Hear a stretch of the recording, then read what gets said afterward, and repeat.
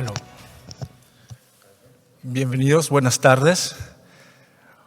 Welcome to this session, The Political Economy of Carbon Pricing. I'm Marcos Castro. I'm a climate change specialist at the Partnership for Market Implementation, a partnership housed at the World Bank's Carbon Markets Innovation Unit and Climate Finance and Economics Unit. Today, we will have this chat. We will share some insights, some lessons learned with you on early experiences with the introduction of carbon pricing instruments all across the world, both developed and developing countries. Some of you may have attended yesterday's launch of the World Bank's flagship report on the state and trends of carbon pricing instruments. And you've seen that there is a steady increase of coverage of carbon pricing instruments all across regions, across economies. But beyond that, the heterogeneity of the introduction of carbon pricing instruments is remarkable. Those who have followed these developments over the course of the last few years have seen that there are some countries, some jurisdictions that are still on a permanent in planning phase or scheduled phase. Some other jurisdictions where there was nothing 1 or 2 years ago, all of a sudden it's already full-fledged implementation of the carbon pricing instrument. Some countries have economy-wide coverage. Some other countries have only sector-specific coverage. The price level varies. And behind the design of these different carbon pricing instruments are, of course, political economy considerations. And I think that's the topic that we want to discuss, explore a little bit more today. For that, we will benefit from an expert presentation from Dr. Michael Lerner from the London School of Economics, who will set the stage with a placemat presentation to then get us ready for a very interesting discussion with this distinguished panel. And I'm very honored to moderate this discussion. I will introduce them later in more detail, but just to give you a sense of the background of our panelists. We have Juan Pedro Serle, the head of climate change at the Ministry of Energy in Chile, Judy Meltzer, the Director General of the Carbon Pricing Bureau at the Environment and Climate Change Canada, Constanze Hau, the Managing Director of Adelphi, a think tank on development and climate policy based in Berlin, and Mr. Takeshi Miyata, a climate finance specialist of the Sustainable Development and Climate Change Department at the Asian Development Bank. So with no more ado, please, Michael, over to you. Go ahead.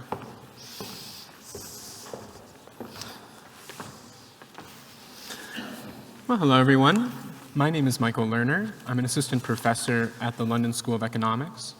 And I've been working with the World Bank's Program for Market Implementation as part of their technical work program on a project looking into how stakeholders in developing countries navigate the political economy of carbon pricing. And over the past 6 months, a team of researchers from the LSE and Adelphi have reviewed over 180 academic publications, conducted 21 interviews, and surveyed 111 stakeholders from 33 countries, all of whom have first-hand experience working to develop carbon pricing in their countries. And I'm excited to share some of the initial findings from this report with you.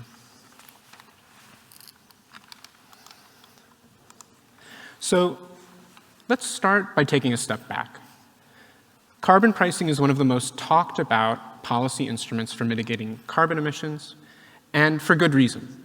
It's a cost-effective way of addressing public demand for climate action, and it aligns nicely with the idea that firms should pay for their pollution. But governments have been slow to take carbon pricing up into their own laws and regulations. And prices are often low, and more than 3/4 of carbon emissions remain unpriced. Now, there are many reasons why carbon pricing uptake has been slow, but perhaps the most widely discussed reason is the difficulty of navigating the political economy of carbon pricing. And by political economy, I mean the process of building coalitions and taking advantage of opportunities to place carbon pricing onto the policy agenda, of negotiating and eventually overcoming political resistance or skeptics or people who are concerned to make carbon pricing a reality, building trust and capacity with regulated entities during the process of implementation, and then working to consolidate and strengthen the ambition, the stringency of carbon pricing over time. In short, political economy determines whether carbon pricing is adopted, in what form, for how long, and with what impacts on the climate. In our project, we focus in particular on developing countries because this is where interest in carbon pricing has been expanding most rapidly. If we take a look back over the past decade or so, we can see that carbon pricing has started to gain traction in the developing world. Today, there are approximately as many carbon pricing instruments under consideration in developing countries as have been adopted up to this point. Now, this tells me two things. First, we may be at a tipping point with more and more countries adopting carbon pricing. And second, there's a fair number of people who, with at least some measure of success, they have navigated and overcome those political obstacles to pricing carbon in a developing country context. When we ask stakeholders in developing countries how they think about carbon pricing, we see that carbon pricing is seen to be one of the most effective tools for taking on this challenge, relative to other instruments such as mandates, pricing, and spending. But it is also seen to be one of the least politically feasible policy instruments. And this is due to a range of political economy challenges, like opposition from politically powerful polluters, threats to economic competitiveness, impacts of carbon pricing on vulnerable groups, charges of climate elitism from political opponents or in the media, and chronic dependence on carbon revenues. To move carbon pricing onto the policy agenda, it is essential to have champions of carbon pricing, to find them, to identify them, and especially in government. But while they are essential, they are rarely sufficient to make carbon pricing a reality. Champions of carbon pricing may look to broaden their coalition by emphasizing the co-benefits of carbon pricing, to bring on advocates for public health or local environmental issues that are affected by climate change. Similarly, stakeholders may be attracted to carbon pricing because it provides an opportunity for their country to engage in international collaboration and raise their country's profile as a leader on the world stage. It may also be necessary to prepare the ground for carbon pricing through the creation of additional policies, related policies, such as technology subsidies and mandates that can strengthen the negotiating position of low-carbon interests. And the adoption of climate targets can create an air of inevitability around climate action, and once that is established, firms often prefer carbon pricing over many other climate policies. The international community plays an especially important role in developing countries. Technical assistance by organizations like the World Bank, for instance, has not only helped empower policymakers to engage on the technical aspects of carbon pricing, it's also attracted political interest, political capital that's necessary to bring carbon pricing onto the policy agenda. And climate policies in developing countries have also added impetus to efforts in the developing world. The European Union's carbon border adjustment mechanism is perhaps the most high-profile instance of pushing the European Union's trading partners to accelerate the development of carbon pricing in their jurisdictions. And especially, it has mobilized the support of export-oriented firms and multinational firms. Now, when it comes to adopting a carbon price, we observe that very few countries start with a strong, ambitious policy. Instead, it's often necessary to ease concerns about carbon pricing by adopting an initially weak price.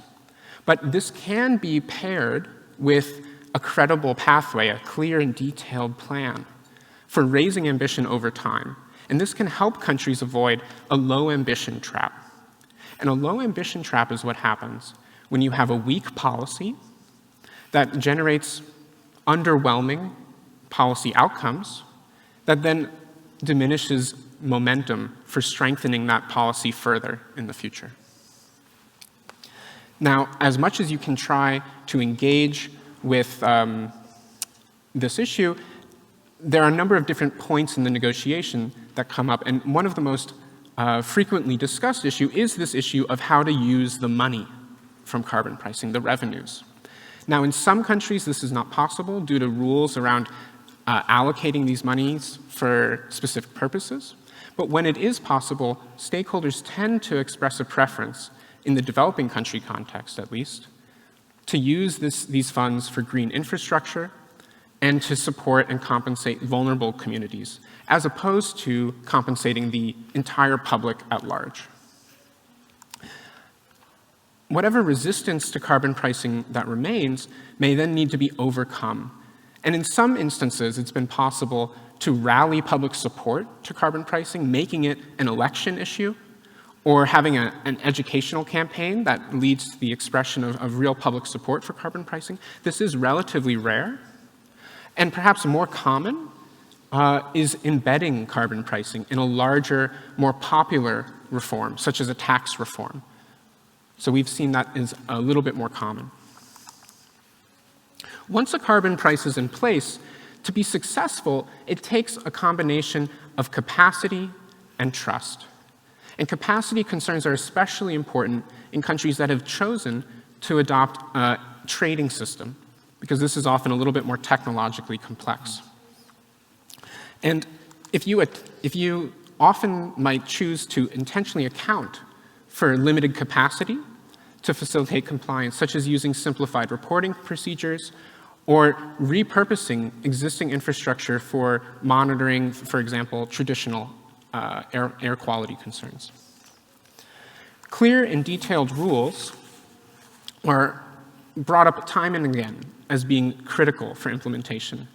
And the process by which these rules are developed can be iterative, and when they engage with the regulated entities in a participatory way, it often leads to not only more appropriate and clearer rules, it also helps facilitate understanding of everybody's responsibilities, both regulators and regulated entities alike. Taking a phased implementation approach can also help build trust, right? It's an opportunity through a pilot program for everybody to become more familiar with what it looks like in practice to have carbon pricing schemes on the books. And similarly, at least at an initial phase, starting with a more facilitative approach to enforcement rather than a punitive approach to enforcement can help build that trust.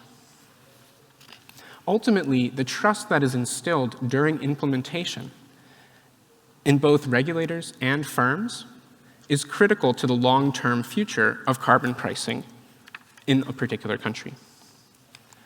Now, since these policies are initially weak in many countries, it's important to identify that credible pathway for raising ambition.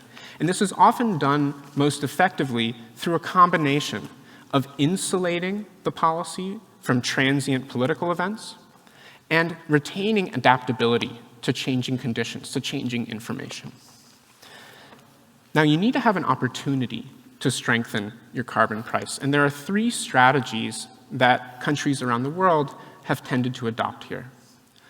To update, the most widely used and default strategy is a fully discretionary strategy, where the policy that's on the books is going to stay the same until somebody decides that it's necessary to change those rules. And this is very flexible, but can result in protracted negotiations every time you need to update. An alternative approach is an automatic approach that uses predefined criteria to change those rules. However, while this can provide a very clear pathway and set those expectations, it can be difficult to anticipate every potential circumstance. It's hard to plan ahead. A third path, which is increasingly popular, is the hybrid discretionary approach. In this approach, regulators have a mandate to revisit the rules that they adopted every so often, every 5 years, for example. But there's no pre-commitment to make any specific changes. But it does provide an opportunity to make those changes. In addition to opportunity, it's important to have motivation to strengthen ambition. And this reflects the expansion and entrenchment of a support coalition, groups that benefit from having carbon pricing continue in a country. And this reflects policy feedbacks, the performance of low-carbon firms in the marketplace, and policies that are adopted by other countries that have impacts domestically. So looking towards the future, it seems that it is getting easier for developing countries to solve the political challenges of carbon pricing than it used to be before. In our survey, large majorities are optimistic that carbon pricing will continue to expand and raise ambition in the developing world. This optimism reflects a combination of several factors. First, climate action is seen increasingly not just as a moral opportunity, but an opportunity for low-carbon, long-term growth. This change of mindset, this change of discourse, has been very important. Second, policies that support the implementation of carbon pricing are in place in more and more countries. Third, multinational companies have increasingly adopted voluntary environmental commitments that change their orientation in how they engage on carbon pricing in developing countries, that lead them to be more constructive in these negotiations. Fourth, as already mentioned, trading partners like the European Union have adopted policies that are really pushing developing countries to move ahead, move forward on carbon pricing. And finally, we're seeing that policymakers are increasingly knowledgeable and skillful with the technical aspects and the political aspects of carbon pricing. And it's exactly through events like Innovate for Climate that the supporters of carbon pricing are becoming more capable of navigating these challenges. So thanks very much, and I look forward to the panel discussion.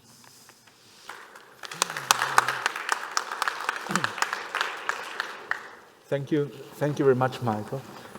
I think we all enjoyed really how you laid out some of the conditions and some of the barriers that affect the feasibility of introducing and then managing this carbon pricing instrument. Also, the measures and approaches that you were singling out as ways to exactly address those barriers, and finally some good practice guidance on how to eventually navigate the political economy of introducing carbon pricing. But now I would like to invite policymakers from Chile and Canada to confirm or to contradict some of these observations of Michael. So let's start with Juan Pedro, if you... Okay. So, can you hear me? Yeah. So thank you so much, Marcos and Michael, for the presentation. No, I think we coincide perfectly with that approach. So let me start by providing you an example of the carbon tax in Chile and the way it was introduced. I think it was a smart move because the tax was part of a more broader fiscal reform that was passed around 2014. And in that way, we think that the rejections of the tax was minimized almost to zero. That was one fact.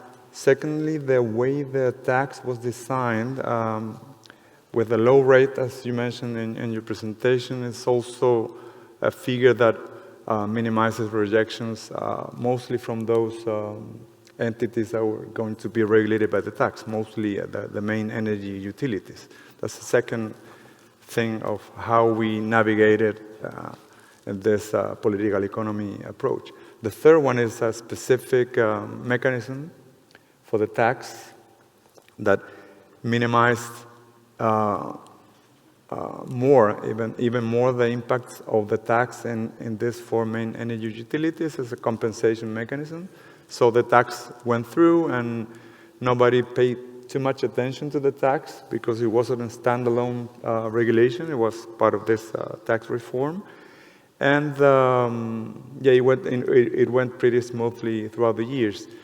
So what strategy we follow afterwards?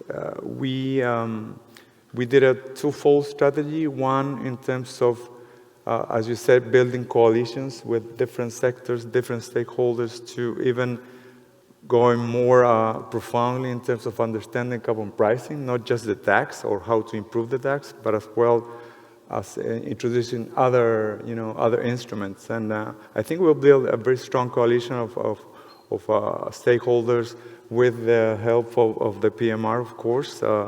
So we got a pretty good foundation of people more knowledgeable on carbon pricing. And the second strategy was to have a legal mandate to continue our discussions on which carbon pricing would be more suitable for the country. So in that sense, we managed with this, big group of stakeholders to build the basis to introduce market instruments in our climate change law. So more or less the same people that participated in these meetings and workshops was more or less the same that drafted or help us in drafting the law. So that's another way of trying to build a trust consensus on the need for understanding carbon pricing. And the third thing is that now Chile is engaged in, I would say, third revision of this tax reform.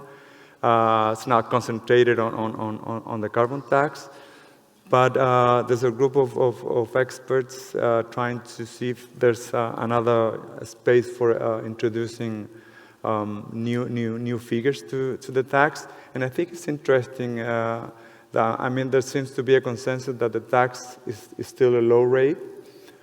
So there's some space for increasing the tax rate. But of course, at the same time, we need to take into account how to minimize the impact not only on these energy utilities, but also in the people, in general public, and other industries. So I'm pretty sure that some innovative mechanisms will come out of this process. So it's still going on. No, thank you, Juan. In brief follow-up question, because you emphasized the importance of coalition building and to secure really ownership of this, but that takes time. And at the same time, if I recall correctly, you also seized a rather small window of opportunity, which is in contrast, that's speed.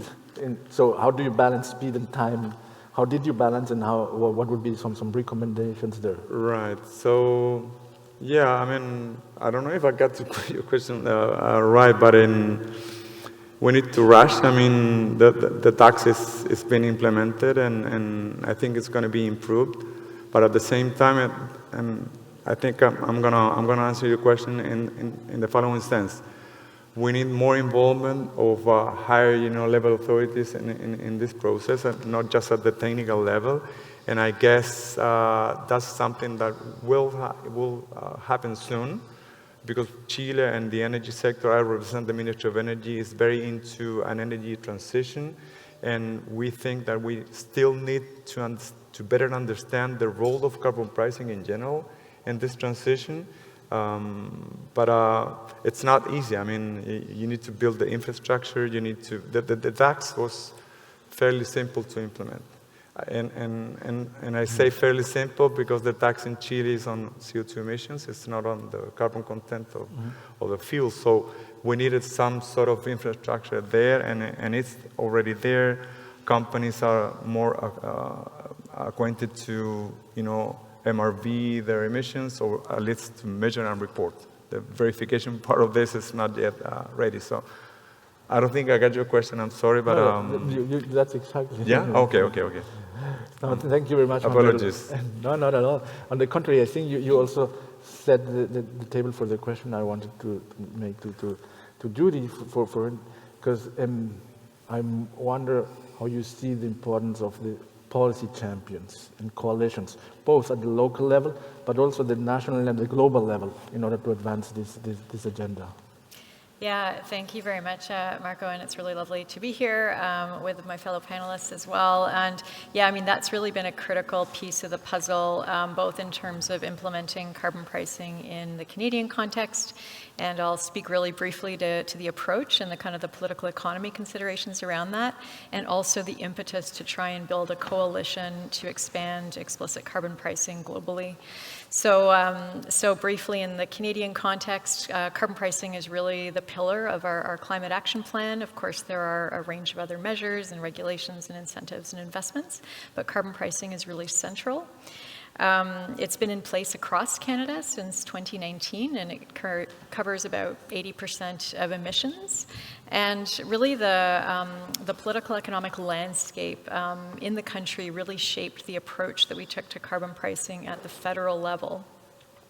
And so in Canada, we had subnational provinces and territories that had well-established systems of carbon pricing of different kinds in place for some time. So we had other jurisdictions that did not have plans to implement pricing. So we had cap and trade system in Quebec linked with California. We had carbon tax in British Columbia. So we had a mix of approaches across the landscape. So the approach that we took at the federal level was to give our subnational jurisdictions, our provinces and territories, the flexibility to implement the type of carbon pricing system that made sense for their circumstances, so either cap and trade or direct pricing system or a hybrid. And all systems, though, had to align with common minimum national stringency requirements that we call the federal benchmark, just to ensure that there was comparable effectiveness and coverage across the country. And so the federal role in this case was to develop a carbon pricing system which served as a backstop. So the federal system consists of both a fuel charge and also a performance-based trading system for large industry. And the federal system applies in those provinces and territories that request it, where there's, prefer not to implement their own system, or where there isn't a system in place that meets the common national requirements. And these requirements include things like requirements for consistent emissions coverage, minimum carbon price for direct pricing systems. It's currently 65 Canadian dollars a ton, and it's rising by $15 a year out to 170 in 2030. We also, at the federal level, have developed a national compliance offset credit system as well. So we've got a very mixed landscape of systems of comparable stringency, but that was certainly absolutely shaped by the political economic context, and coalition building, has not been easy, but I think we have an interesting mix. Maybe just to touch on a few of the other political economy considerations in our system. So we certainly had diverse stakeholder views. We do have heavy industry in Canada that are emissions intensive and trade exposed. We have very different regional economic and energy profiles and a big focus on distributional impacts. And so all these were also considered in the approach that we developed. And maybe just to touch on a few ways in which this sort of emerged in policy. One was, and Michael noted that this is can be an important strategy, is having a gradually rising carbon price. So in the Canadian context, this started at $20 a ton in 2019 and increased. It's currently $65 a ton. But we also realized the importance of projecting a long and transparent price trajectory. So we have a trajectory that it's embedded in a legislated schedule out to 170 in 2030, as mentioned. So that was important to provide some sort of a long-term line of sight, and for planning purposes to provide some certainty. I mean, the other area that I'll just note is the importance of how we recycle revenues from carbon pricing, and I'll speak to the federal system in particular, and that was certainly shaped by political economic considerations, and the federal government committed in legislation to returning all the proceeds back to the subnational jurisdiction where it originated. And also committed to prioritizing distributional impacts and support for affordability. So in most provinces where the federal fuel charge applies, 90% of those proceeds are returned directly to households in quarterly lump sum payments. And there's a 10% top-up or supplemental portion for households that are in rural areas. And what this means is that 8 out of 10 households actually get more back than the costs they incur from carbon pricing. But it's structured in such a way that it doesn't negate the price signal. So this has been a really important piece of the Canadian approach at the federal level. And we also have some dedicated proceeds going back to Indigenous communities and investing in decarbonization as well. I think it's fair to say that it hasn't been easy to implement carbon pricing across the country in Canada, but there's certainly the government recognizes kind of the critical role that it plays as a really efficient way to reduce emissions and drive innovation and pull forward those investments in, certainly higher cost decarbonization that we need to reach our targets. And I think there's a sense it's not only critical in Canada, but also in the global context. And so I'll end just by flagging the Global Carbon Pricing Challenge. So this sort of recognition that we need carbon pricing more, to be accelerated and adopted everywhere was really the impetus behind the announcement that Prime Minister Trudeau made at COP26 and was launched at COP27, the Global Carbon Pricing Challenge. And basically it calls on all countries to adopt explicit carbon pricing systems as part of their suite of climate policies. And it has an ambitious collective goal of having 60% of global emissions covered by 2030. And really what it's trying to do is sort of leverage high-level leadership to help accelerate the adoption across all parts of the globe, and also help to promote the strengthening of existing systems. And it's really structured around an informal, inclusive coalition of jurisdictions that are committed to carbon pricing. Currently, we're in the building stage, but we're pleased to see a lot of momentum. So current partners include the UK, Chile, Germany, New Zealand, South Korea, the EU Commission has also signaled its support for the initiative, and we're also going to be welcoming other members to join. We're also working with key organizations, including, of course, the World Bank, the IEA, the OECD, ICAP, and IETA as well to support this work. And I think there's no question the goal of covering 60% of global emissions under carbon pricing is an ambitious one, but I think it just reflects the recognition that there's a benefit as more countries adopt it, and also the need to support the expansion of carbon pricing globally. So I'll end my comments there, but look forward to further discussion.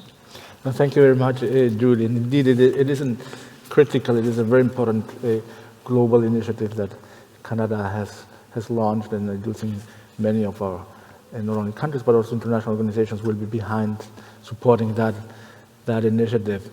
But now that you have brought us to the global stage, I would like to invite Constanze to share with us a little bit of her insights on, key, similarities and differences across countries in terms of the, political economy challenges.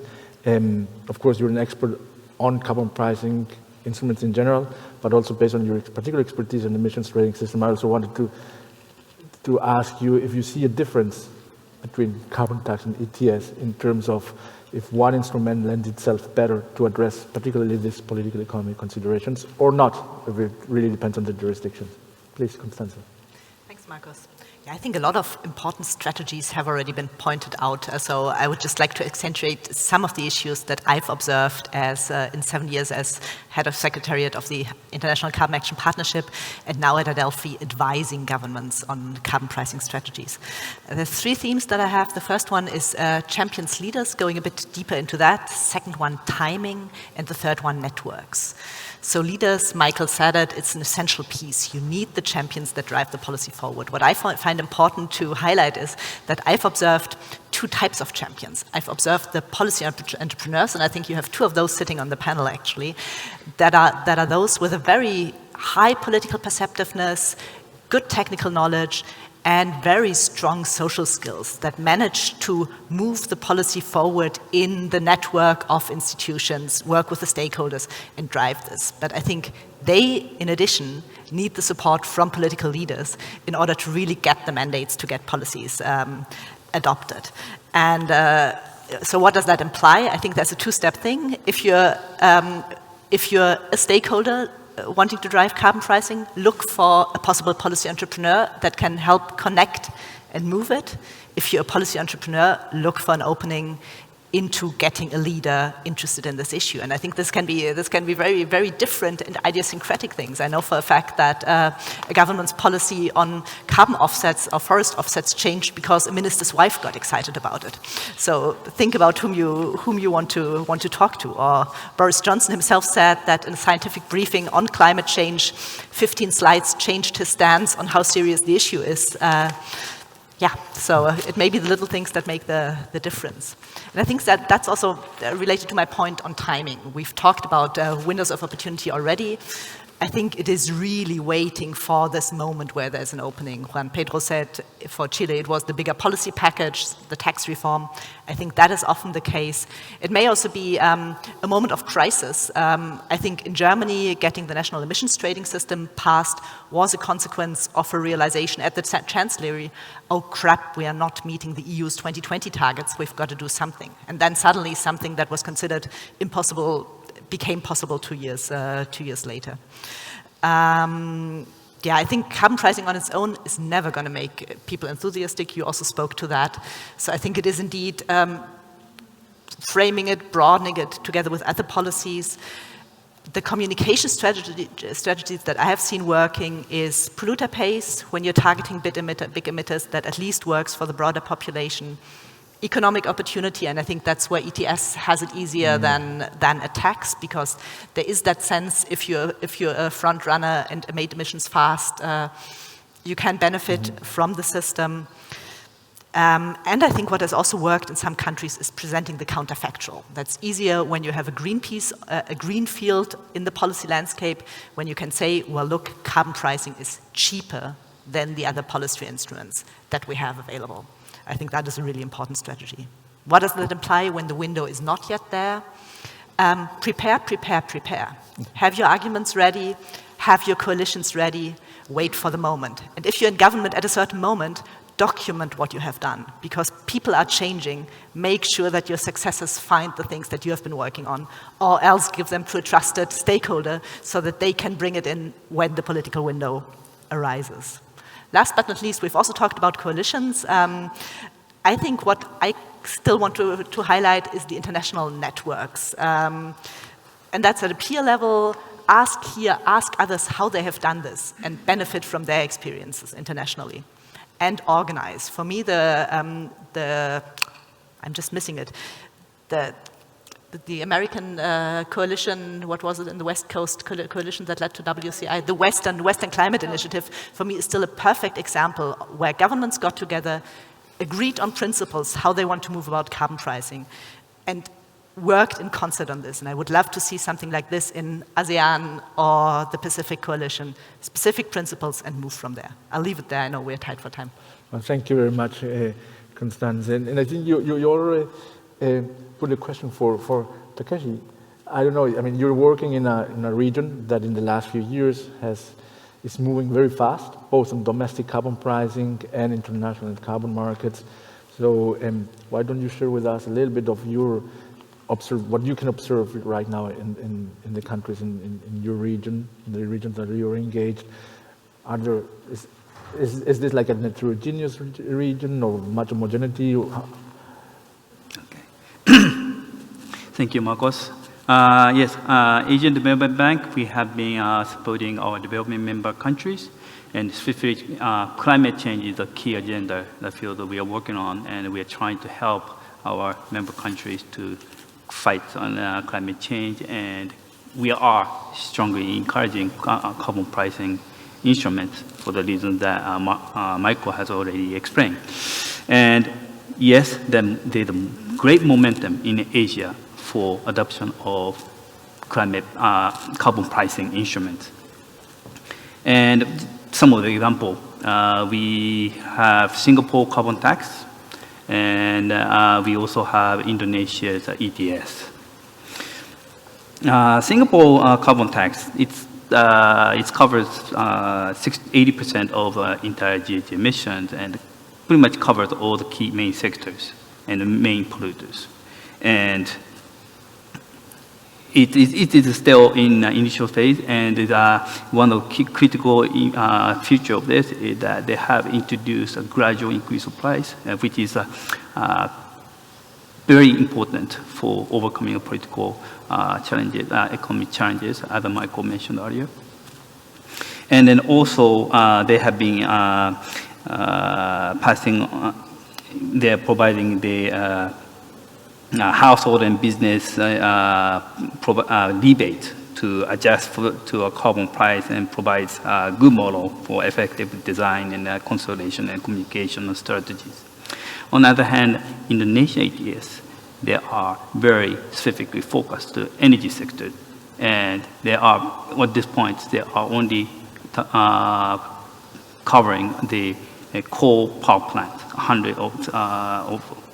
About 100 power plants are covered in this.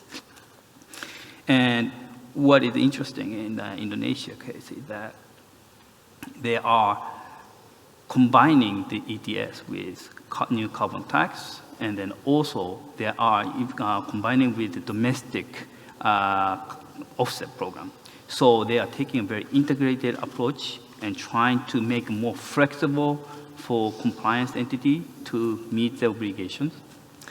And also, they are also ETS and those instruments are very essential for them to meet those address climate change issues. But those are complemented by other important key policies, such as priority on renewable powers, energy transition mechanisms happening. So there are many complementary policy and activities are parallelly running and supporting each other. So, I mean, from those, I think very critical, important aspect of government to introduce carbon pricing, and specifically in relation to political economy, that one is we have to make sure that the cost of compliance will be shared or not unnecessarily put on a burden on one specific sector or individuals. It just makes sure that its burden will be somehow shared, and then also not to the extent that it's going to harm their development. Asia is still rapidly growing. We really need to have economic growth and reduce poverty. And we are also at the same time fighting climate change. This dual objective is very important. We need to win in both aspects. And other things is that sectors, each sector will have very different challenge. In the energy sector, I just mentioned Indonesia. In Indonesia, energy demand is rapidly increasing. And also other parts of the country, in the region, there are a lot of countries where people still don't have access to power, and they're trying to electrify all the rural areas. So demand is growing, but at the same time, we need to do this in green way. So this is again it's a major challenge, and that need to address. But with the right design, right instrument, it can be achieved. And we'll be talking about ETS and carbon tax. I mean, both have pro and con. I think it's also the depend on the countries. Certain countries may be able to use those instruments easier than others. For example, we have in the region, we have very big economy like People's Republic of China and India. Also, we have Thailand, Indonesia, Malaysia, Vietnam, those countries. Those countries may be able to do carbon tax or ETS. And it's a very different situation. They have different challenges, as we've been already hearing. But it's really important that they need to analyze where is the cause of emissions and their strategy as to how to go about, because carbon pricing is just one element. So they need to have a clear strategy and make sure that they talk to all the stakeholders and the ministries to make sure that all the smooth transition or smooth execution of those policies. On the other hand, we have countries like Bhutan, Nepal, and the Pacific, where the countries do not emit GHG emissions. Carbon pricing on ETS or carbon tax would not be best fit for those countries. So they don't need to worry about carbon pricing? No, there's still rules to play, like international carbon market. International carbon market, such as the Article 6 of the Paris Agreement, gives a great opportunity for those countries to still participate in carbon pricing and able to reduce their GHG emission cost effectively. And then this international market mechanism would not only provide additional revenue, but it will provide technical transformations and create additional incentive for people to do, otherwise wouldn't do it. So it's really a very important piece of carbon pricing instruments in Asia.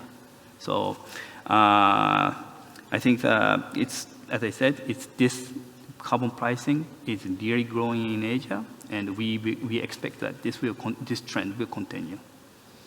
Thank you very much, Takeshi. I certainly agree with you with the essence of your message on pricing carbon. Is not a must, it's an opportunity that can harness important development benefits. And also to be agnostic on the choice of a carbon pricing instrument really depends on what instrument fits best to help them navigate this policy reform process. I think we're running out of time, but we've had this very deep insights shared by our experts. So I don't know if you want to do like a rapid Delphi method exercise. And Michael, now having shared with us your presentation, now to listen to the panel, is there one or two key messages that you would still want to re-emphasize from your presentation or perhaps change from your presentation? Yeah, absolutely. I think there are a couple of things that I'm hearing coming out of this discussion that are really important to keep in mind. First, it's a battle over what carbon pricing is for. This is a political discussion, a political debate in your country about, well, what is this? What is the point of this, right? Is it about linking with international markets? Is it about reducing carbon emissions? Or is it about raising revenue? And that is a political debate, and understanding who's on each side of that and how that goes down really shapes what is possible. The other thing I'll say is that, as Constanze mentioned, the opportunity comes along when you might not expect it. There's a metaphor. It's like the sport of surfing. You're on your surfboard and you're ready. And when the wave comes, you better go, right? You're right. And the last thing I'll say is that, as we've seen with Canada and Chile, once you get the policy adopted, that's not the end of the story. This is going to keep going. And the thing about politics, it's like sports. It never ends, right? So the political discussion keeps going. You revisit these rules, and the conversation continues. Thank you very much, Michael. A great way to close this panel. I invite everybody to please thank you for this excellent discussion. Thank you.